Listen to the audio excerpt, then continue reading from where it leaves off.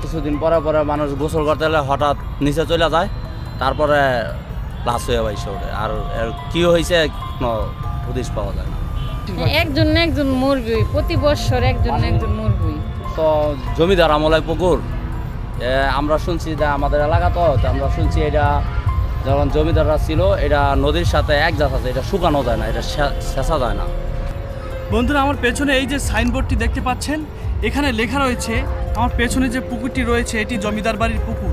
এই পুকুরে যদি কেউ নামে তবে তার নিশ্চিত মৃত্যু, যার ফলে এখানে এই স্কুল কর্তৃপক্ষ এই সাইনবোর্ড টানিয়েছে এই পুকুরে যদি কেউ নামে তবে তার নিশ্চিত মৃত্যু। এখানে একটি নয়, দুটি নয়, তিনটি নয়, প্রচুর মানুষের মৃত্যু ঘটেছে এখানে। কেন মৃত্যু ঘটেছে, কি নির্মম সত্য লুকিয়ে আছে এই পুকুরে? এই পৃথিবীতে এমন কিছু রহস্যময় স্থান রয়েছে, সেসব স্থানগুলোর ব্যাখ্যা আজও কেউ দিতে পারেনি। ঠিক তেমনি এই জমিদার বাড়ির সৌন্দর্যের আড়ালে লুকিয়ে আছে এক মানুষ খেকো পুকুর, যে পুকুর কেড়ে নিয়েছে শত শত মানুষের প্রাণ। এখানে ছিল এমন এক নিকৃষ্ট জমিদারের শাসন। তার শাসন আমলে প্রজারা ঠিক মতো খাজনা দিতে না পারলে তাদেরকে ন্যাড়া করে বাড়িঘর আগুন দিয়ে পুড়িয়ে দিত। হ্যাঁ বন্ধুরা, এসব হতো 1909 সালের পর থেকে।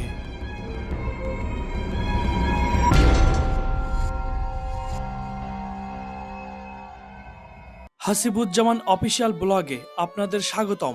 আজ আমাদের গন্তব্য রূপগঞ্জের মুরাপাড়া জমিদার বাড়ি। এক সময় প্রতিদিন এখানে পালতোলা নৌকার ভিড় জমত। এই নদী দিয়ে এপার থেকে ওপার যাতায়াত করত এখানকার জমিদাররা।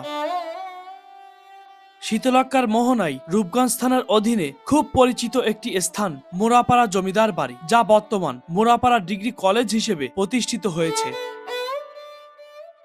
একসময় শীতলক্ষ্যা নদীর এই ঘাট ছিল এই অঞ্চলের বাণিজ্যের অন্যতম এক কেন্দ্রবিন্দু। সময়ের সাথে সাথে তা প্রায় বিলুপ্তর পথে।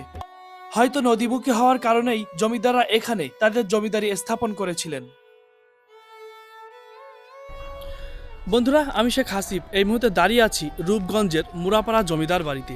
আপনারা এই জমিদার বাড়িটির সৌন্দর্যটা দেখেছেন, সামনের সৌন্দর্য দেখেছেন, কিন্তু এর পেছনে এক ভয়ঙ্কর দৃশ্য লুকিয়ে আছে। আমি ঘুরে ঘুরে এই বাড়িটি আপনাদের দেখাবো এবং সেই সাথে এই বাড়ির জমিদারদের ইতিহাস আপনাদের মাঝে তুলে ধরার চেষ্টা করব।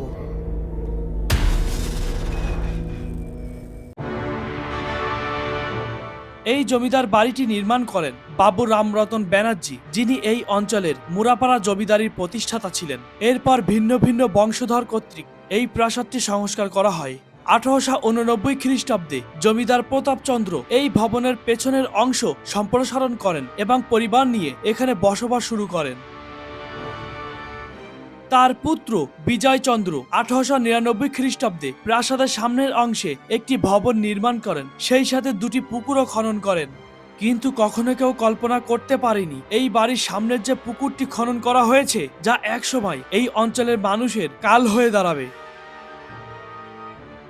1909 খ্রিস্টাব্দে তার দুই পুত্র জগদীশ চন্দ্র ব্যানার্জি ও অশুতোষ চন্দ্র ব্যানার্জি প্রাসাদের দোতলায় কাজ সম্পন্ন করেন।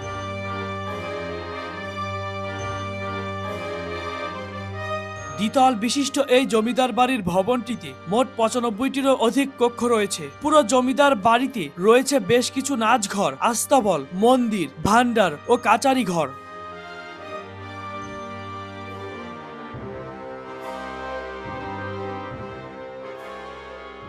মূল প্রাসাদে প্রবেশের পথে রয়েছে বেশ বড় একটি ফটক। জমিদার রামরতন ব্যানার্জি তিনি ছিলেন নাটোর স্টেটের কোষাধ্যক্ষ। মানুষ হিসেবে তিনি অত্যন্ত সৎ একজন মানুষ ছিলেন। তার সততার কারণে তিনি উচ্চ পদস্থ উন্নতি হন।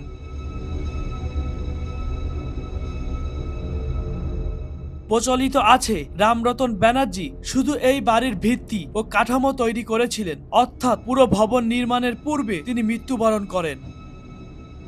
তার মৃত্যুর পর তার পুত্র প্রতাপচন্দ্র 1889 খ্রিস্টাব্দে তার পুরনো বাড়ি ছেড়ে পেছনে আরেকটি প্রাসাদ নির্মাণ করেন।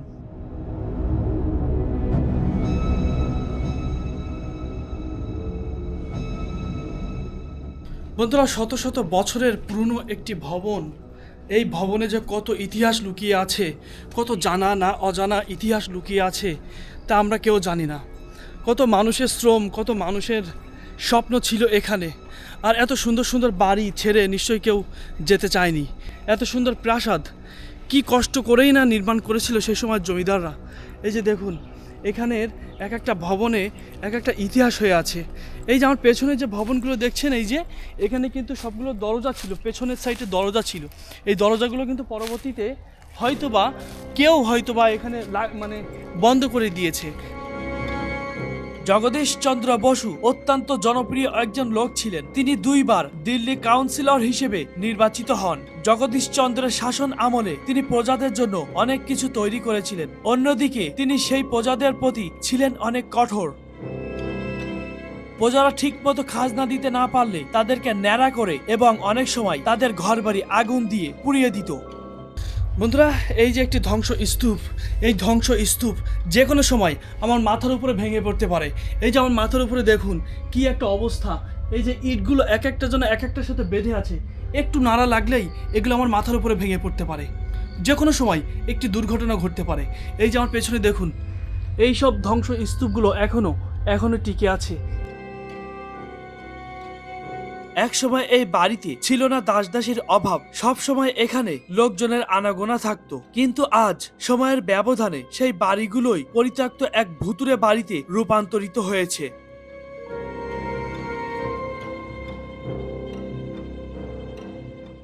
প্রায় 150 বছরের অধিক পুরনো এই ভবনের ধ্বংস স্তূপগুলো দেখলে মনে হবে কয়েক হাজার বছরের ধ্বংসপ্রাপ্ত স্থান এটি।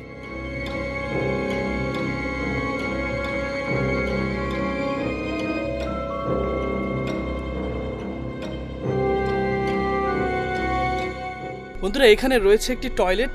তো কত সুন্দরভাবে এই টয়লেটটি নির্মাণ করেছে দেখুন। এই সামনে দিয়ে এসে এই যে এখান থেকে আবার সিঁড়ি দিয়েছে টয়লেটে যাওয়ার জন্য। এই সিঁড়ি দিয়ে ধাপে ধাপে আমাদেরকে যেতে হবে, তারপরে এই এখানে টয়লেট। মানে কত সুন্দরভাবে নির্মাণ করেছিল আর কতটা রুচি ছিল তাদের, তা দেখলে বোঝা যায়। এই যে দেখুন, এই সবগুলো সব ধসে যাচ্ছে। এই ধ্বংস স্তূপগুলো দেখলে মনে হবে এখানে যেন জিন ভূতের বসবাস। স্কুল টাইমে 2-1 ছাত্রছাত্রী আনাগোনা থাকলেও স্কুল ছুটির পর এই স্থানটি ছিমছাম আর ভুতুড়ে স্থানে পরিণত হয়।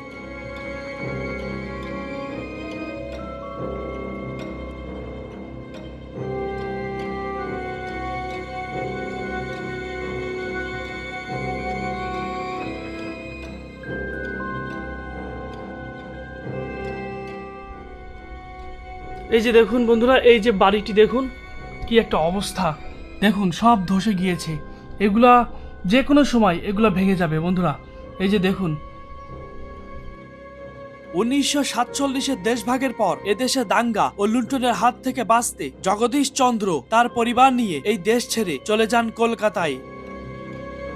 এছাড়াও এখানকার সাধারণ প্রজারা এই জমিদারদের প্রতি ক্ষুব্ধ ছিল।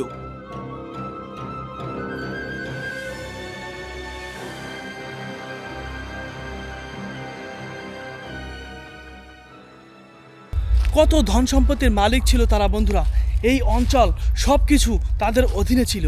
এই যে দেখুন কত বড় একটি জমিদার বাড়ি, কত বড়। এই সামনে যা দেখছেন সবগুলো কিন্তু তাদের সম্পত্তি ছিল। এরপর বহু বছর ধরে এই বাড়িটি পরিত্যক্ত অবস্থায় ছিল। ধীরে ধীরে এই বাড়িটি ঘন বন জঙ্গলে ছেয়ে যায়। এরপর তৎকালীন পাকিস্তান সরকার বাড়িটি দখল নেয় এবং এখানে হাসপাতাল ও কিশোরী সংশোধন কেন্দ্র হিসেবে কার্যক্রম কাজ শুরু করে।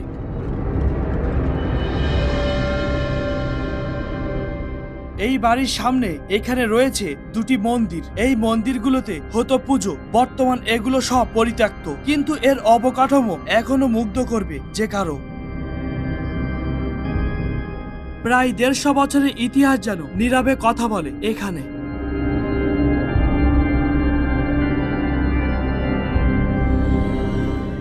এই জায়গাগুলো দেখুন, বিভিন্ন কারুকাজ এখানে ফুটিয়ে তুলেছে বিভিন্ন মূর্তি দিয়ে। এই যে দেখুন এখানে কুকুর রয়েছে, এখানে কিছু মূর্তি রয়েছে, আর এইগুলোতে এক একটা জায়গায় এক এক ধরনের মূর্তি। এখানে রয়েছে সুন্দর একটি পুকুর। এই পুকুর দেখতে 8-10টা সাধারণ পুকুরের মতো মনে হলেও এটি কোনো সাধারণ পুকুর নয়। এখানকার স্থানীয় লোকদের মতে এই পুকুরের তলদেশ থেকে সুড়ঙ্গ পথ জয়েন্ট হয়েছে সামনের শীতলক্ষা নদীর সাথে। শুনছি এটা যখন জমিদাররা ছিল এটা নদীর সাথে এক জাত আছে, এটা শুকানো যায় না, এটা শেষা যায় না। আপনি দেখছেন এখানে মরতে দেখছেন? হুম হুম আমাকে এদিকে তো আশেপাশে মরে, আবার ডাকাতটায় মরে। এই কিছুদিন আগে মানে যে নামবে তার মরবেই বেশিরভাগ। একজন না একজন মরবই, প্রতি বছর একজন না একজন মরবই। নদীর পানি কমে গেলে এটাও পানি কমে, আবার নদীর পানি বাড়লে এটাও পানি বাড়ে। তা শুনছি এটা নদীর নিচ দিয়ে রাস্তা সুরুং ছিল আগে, আমার দাদা করতে শুনছি, নানা করতে শুনছি, যারা নদীর নিচটা একটা সুরুং ছিল, ওই দিক দিয়ে ওই পাওয়া যাইতো, নদীর ওই পাওয়া যাইতো, কিন্তু এখন ওইটা আছে কিনা এখনো কেউ এটা বিষয় বাইক করতে পারে না। তার মানে এই পুকুরে এখন কেউ নামেই না, তাই না? না, নামে না, নিচে টান্দা লয়া জায়গা কি হয়েছে আর বলতে পারে না। এখন 20-25 জন গোসল করতে আছে, একজন নাই উদাও। প্রতি বছর এরকমই হয়। মানে পুকুরে নাম নেই মারা যাবে, তাই তো? হ্যাঁ, একজন করে নাই হয়ে যায়, মারা যায়, নিচে ডুবে যায়, আবার ছেড়ে দিয়ে। একটা টাইম মেনটেলে আছে, এই মেনটেলের সময় হঠাৎ হারে বাগে পড়ে গেছে, লয়ে গেছে গা। অনেক মানুষ মরছে না এই পুকুর থেকে? আমরা দেখা মধ্যে অনেক মানুষ মারা গেছে, তাই না? পানি শুকায় না, নদীর সাথে পানি আপ ডাউন করে। স্থানীয়রা আমাদেরকে জানান নদীর জোয়ার ভাটার সাথে এই পুকুরের পানিও ওঠানামা করে। কিন্তু এখানেই শেষ নয়, এই পুকুরে যদি কেউ গোসল করতে নামে তাহলে কোনো না কোনোভাবে কারো না কারোর মৃত্যু ঘটে। প্রায় সময় দেখা যায় এই পুকুর থেকে লাশ ভেসে ওঠে। ফলে এখানকার কলেজ কর্তৃপক্ষই এখানে সাইনবোর্ড টানিয়েছেন। এছাড়াও এই অঞ্চলের কেউ এই পুকুরে নেমে গোসল করে না। বন্ধুরা, আপনারা শুনতেই পেলেন এই পুকুরের কাহিনী। এই পুকুরের পানি বা এই পুকুরে যদি কেউ স্পর্শ করে তাহলে তার মৃত্যু অনিবার্য। এই পুকুরে নেমে এখানকার কেউ গোসল করে না, আর সেই পুকুরের পানি আমি আজকে স্পর্শ করছি। আমার ইচ্ছা করছে এখানে গোসল করতে, কিন্তু আসলে যদি সেরকম ব্যবস্থা থাকতো আমি সত্যি এখানে গোসল করতাম।